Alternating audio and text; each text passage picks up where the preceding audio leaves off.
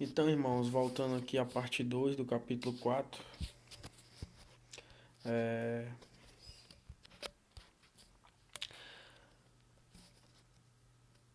aqui foi a parte que eu finalizei, que fala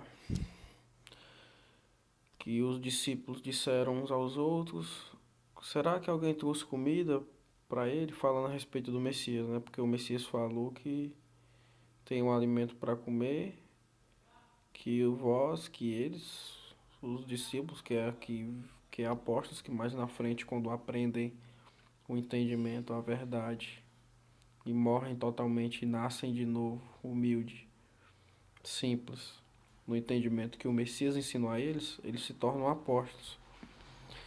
Então o Messias falou para eles que estavam aprendendo, os 12: tem um alimento para comer que vós não conheceis.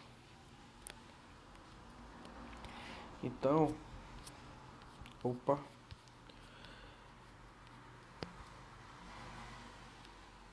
aí os discípulos disseram uns aos outros: será que ele já comeu alguma coisa?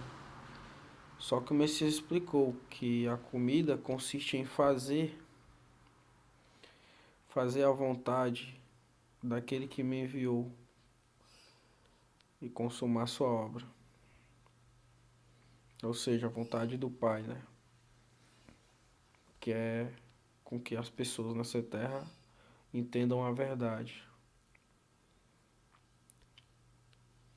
A verdade é que esse mundo está sendo governado por espíritos de anjo caído que entram em corpos. E eles pintam e bordam, fazem o que querem. E mentem, né? Criando um sistema religioso. Então vamos lá. Agora, continuando em diante, até terminar o capítulo 4.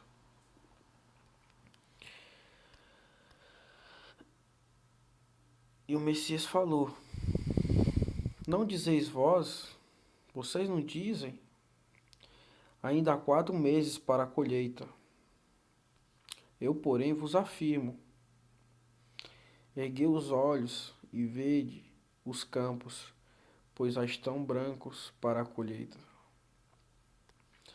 Aquele que ceifa recebe o seu salário e colhe fruto para a vida eterna. E assim se alegram juntos o semeador e o ceifeiro. Ou seja, aquele que ceifa, que é o ceifeiro, recebe o seu salário e colhe fruto para a vida eterna. Vamos saber quem é o ceifeiro, que ceifa, e quem é o semeador, que na frente vai dizer. Dessa forma é verdadeiro o ditado: um semeia e o outro colhe. Que o semeia é o ceifeiro, que é o exemplo que o Messias está dando, essa analogia, e o que colhe é o semeador. Eu vos enviei para ceifar o que não plantastes. Outros realizaram o cultivo e vós usufruístes do labor deles. Ou seja, outros realizaram o cultivo. Quem são esses outros? São os 24 anciões, irmãos. Os 24 profetas que falaram antes dos apóstolos e antes do Messias. E esses 24 profetas verdadeiros, poucos deles estão nas escrituras. Uns deles dá pra gente saber quem são, pelos frutos e pelas palavras que desmascaram o sistema dos caídos. Por exemplo, Isaías capítulo 1 já fala que o nosso Pai nunca pediu sacrifícios, nem mortes de inocentes, nem holocaustos. Ele quer que haja justiça. Jeremias também falava a verdade e dizia que o nosso Pai nunca pediu isso. O profeta Amós também falava que o nosso Pai não quer louvores, não quer orações repetitivas. E assim vai, irmãos. É garimpar. Só que os caídos também adulteraram o livro deles, dos verdadeiros profetas, colocando fermento, colocando mentira lá. mas a gente conhece pelo começo, meio e fim dos verdadeiros profetas, né? Então foram os verdadeiros profetas que realizaram o cultivo aqui, ó, e usufruir do labor deles. Muitos samaritanos daquela cidade acreditaram no Messias, em virtude da palavra daquela mulher lá, né, do poço, que testemunhara, falou a respeito do Messias. E ela disse tudo quanto tenha feito. Assim, quando os samaritanos se encontraram com o Messias, insistiram em que se hospedasses com ele. E ele ficou 2 dias, o Messias ficou lá 2 dias. E muitos outros acreditaram por causa da sua palavra. Então disse a mulher: agora cremos, acreditamos, não somente por causa do que tu falastes, mas porque nós mesmos ouvimos e sabemos que este é o verdadeiro Messias.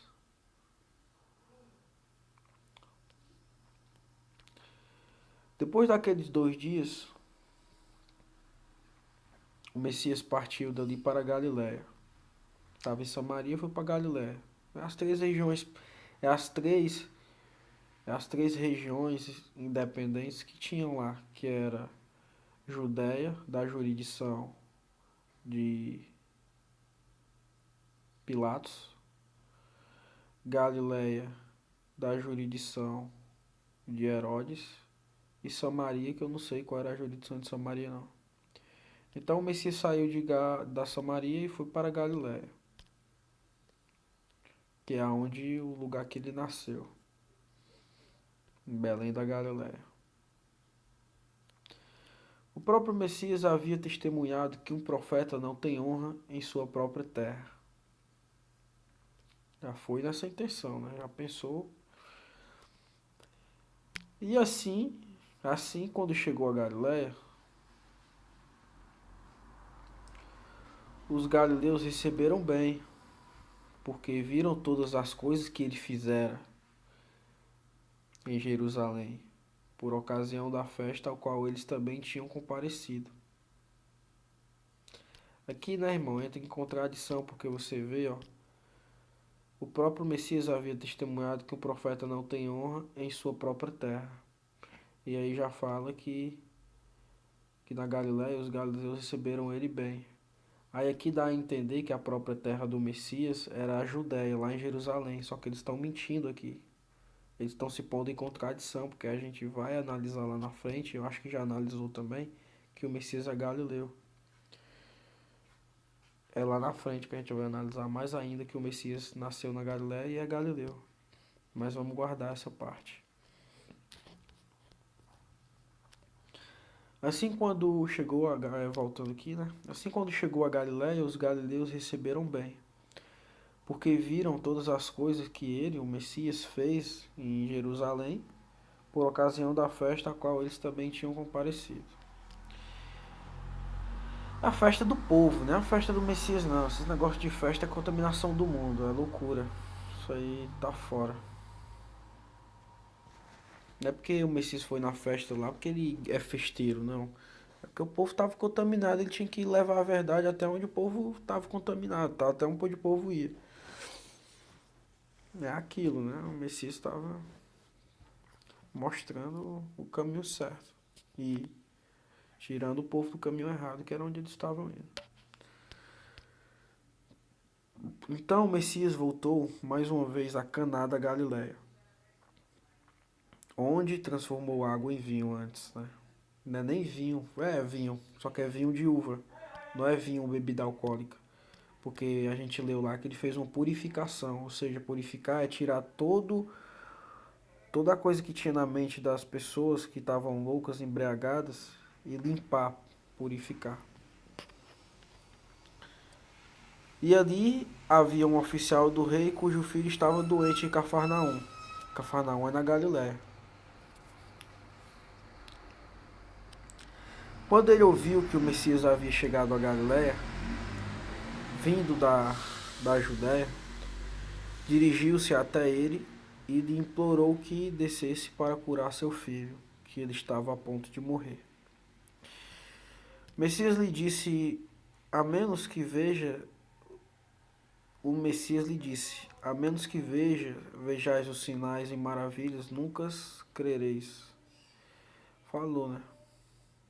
O pessoal só acredita vendo em sinais e em milagres, etc.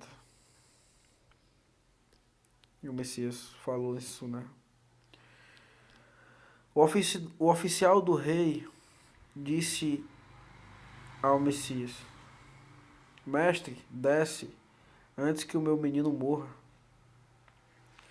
Segurou-lhe,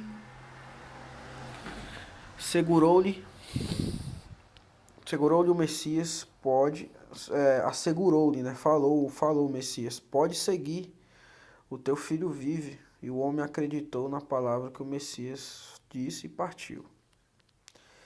E quando estava descendo a caminho, os seus servos vieram de encontro ao chefe deles lá, o servo deles, e deram a notícia: teu filho vive.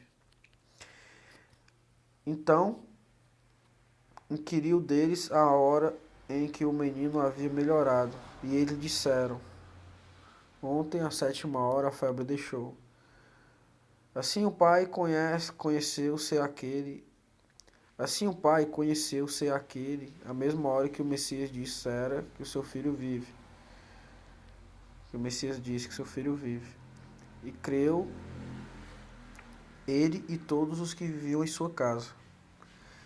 Esse foi o segundo sinal realizado pelo Messias depois que veio da Judéia para a Galiléia. Que no caso o segundo milagre do Messias, que curou esse menino sem ao menos ver o menino. Então, final do capítulo 4. É isso, irmãos.